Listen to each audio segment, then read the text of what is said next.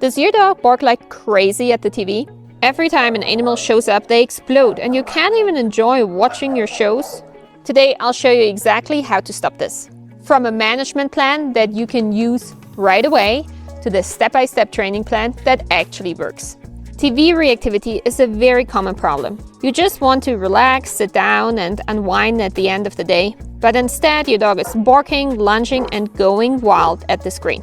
It's frustrating, stressful, and it can feel impossible to stop. The key to stopping it is to address the issue from two angles, and I'll show both of them to you in detail. First, we will manage the behavior so that it does not keep getting worse, and then we will train your dog so that they actually learn to stay calm. By the end of this video, you will have a clear game plan that you can follow every time you turn on the TV. Part 1, management. The first big piece is management, or I also like to call it lifestyle design. Management is for keeping your dog from further rehearsing the bad behavior. Because with reactivity, every single time your dog crosses their threshold and goes into a barking frenzy, the behavior becomes stronger. And if this happens over and over, the problem only escalates. And let's be honest, this isn't even just about your dog's training, right? If you want to sit down and watch TV, but your dog is constantly flipping out, that's equally stressful for you. So, the first step is to put something in place to prevent your dog from rehearsing these outbursts in front of the screen. Here are a bunch of options. You can use a baby gate to keep your dog out of the room with the TV. This works well with a more traditional floor plan. Place your dog behind the gate while you're watching. They will either be far enough away or unable to see the screen at all. And of course, this is not about punishment or isolation. You can give your dog a nice chew or a lick mat to make this positive for them as well.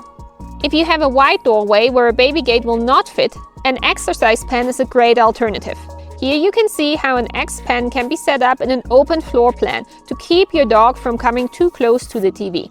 If your dog still reacts when they catch you in a small glimpse of the screen, you should cover the X pen with a blanket to block their line of sight completely.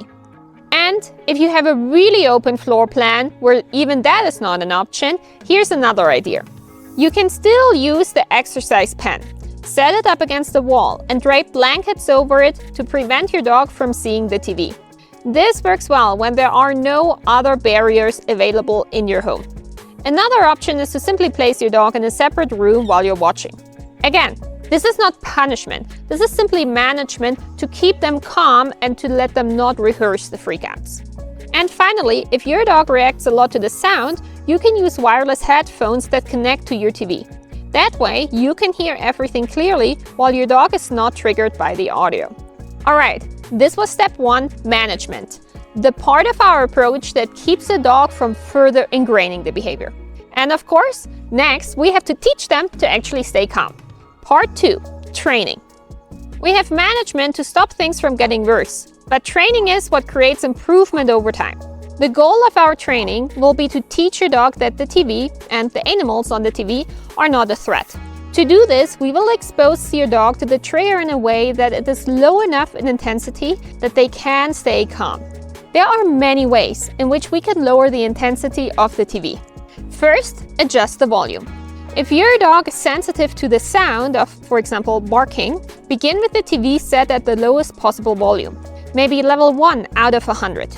At this level, run your counter-conditioning sessions. That means keep your dog at a distance where they can be calm, and you can offer them a snuffle mat or a lick mat to further encourage their calmness. Second, use distance.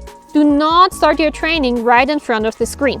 Position your dog as far away as your space allows. Even 10 feet away can make a big difference compared to being right next to the TV. Third, work with angles. The steeper the angle to the TV, the less clearly your dog can see what's on the screen and the lower the chance of triggering a reaction. Finally, consider what is on the screen. Dogs are typically triggered by real animals and real dogs, while cartoon animals and abstract images are less intense. By combining all of these factors, you can design an easy starting point where your dog can stay below threshold. For example, TV volume at level 1, your dog 10 feet away, positioned at a steep angle, while a cartoon dog is playing. At that setup, offer your dog a snuffle mat or a lick mat, or simply let them exist calmly without reacting. Once more, the key is that your dog can rehearse staying calm and does not flip out. Over time, you would gradually increase the difficulty and intensity. Raise the TV's volume. Move your dog closer. Shift to a more direct angle. Transition from cartoon animals to real animals. Step by step, build up to the full challenge. Normal volume, close distance, real animals, and a direct view of the screen. And there you have it. Here's your training plan. But before I wrap up, I want to address something important. TV reactivity may feel unpredictable and overwhelming, but in reality, you are in an excellent position. Why? Because you literally have a remote control for the trigger. Unlike reactivity out on walks, where triggers can appear suddenly and you have no control, TV reactivity is 100% predictable. You decide when a trigger appears. You set the volume. You set the distance. You choose what's on the screen. You literally turn on and turn off the trigger. That's why I often say TV reactivity is actually one of the best kinds of reactivity to deal with. It may be annoying, but it's entirely fixable. And with the right management in place and a structured step-by-step training, you can absolutely overcome it.